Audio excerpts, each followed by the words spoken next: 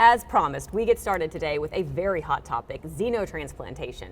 As the shortage of donated organs remains a constant concern, researchers are more frequently exploring the transplantation of organs and tissues from other species. Here now to weigh in is Dr. Mohammed Mohiuddin from the University of Maryland. Pleasure to have you with us today. Thank you, Atria, for having me. Absolutely. This is such a fascinating topic. Your team at the University of Maryland, you guys have really been at the forefront of xenotransplantation. Can you tell us what you've been working on? We've been working for years, and not only us, several other centers to overcome xenograft rejection, which is transplanting a non-human organ in humans or their surrogate like baboons. So with our years of research in a preclinical model in baboon, we have now reached at a point where we are confident that we can translate that into humans. And that's what we did in early 2022 when we got permission from FDA to do a single patient transplant from a genetically modified pig heart into a very ill patient who had no options.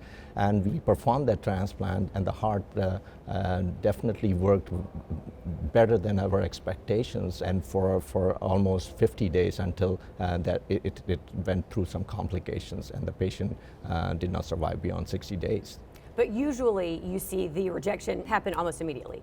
That's what known for xenograft rejection. It's called hyperacute rejection. This is because we have antibodies against pig antigens, and we react hyperacutely or in a very fast manner and cause rejection of that organ, not only heart but every other organ.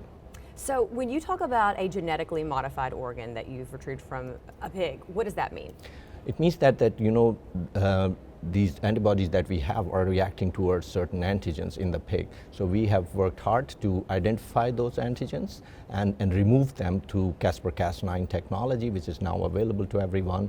And we have also found some incompatibilities in certain pathways between human and pig, and we have tried to put in human genes in the pig. So the pig has some genes deleted and some extra added to make the heart compatible to humans.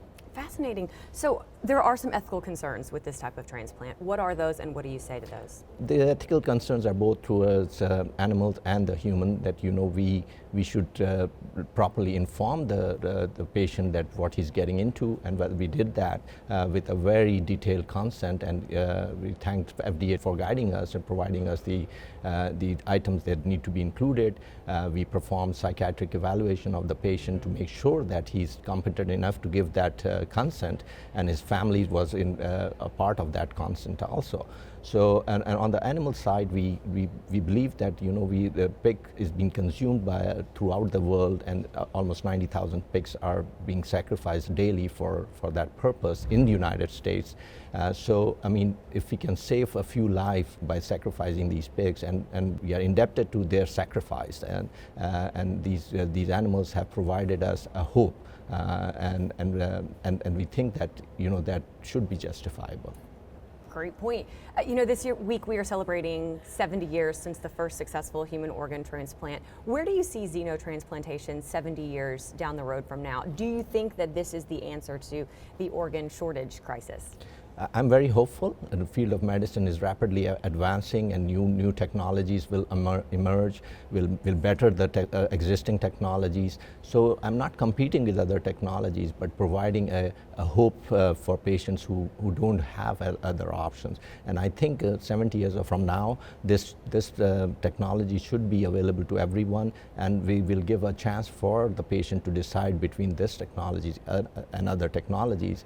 And I think that if you are offered a robust young heart that you are sure of that it will not reject, most of the patients will accept this. They would opt for that. Right. All right. Well, it is a fascinating frontier in the world of transplantation, and it'll be really compelling to watch where the research goes. Thank you so much for your time today. Thank you.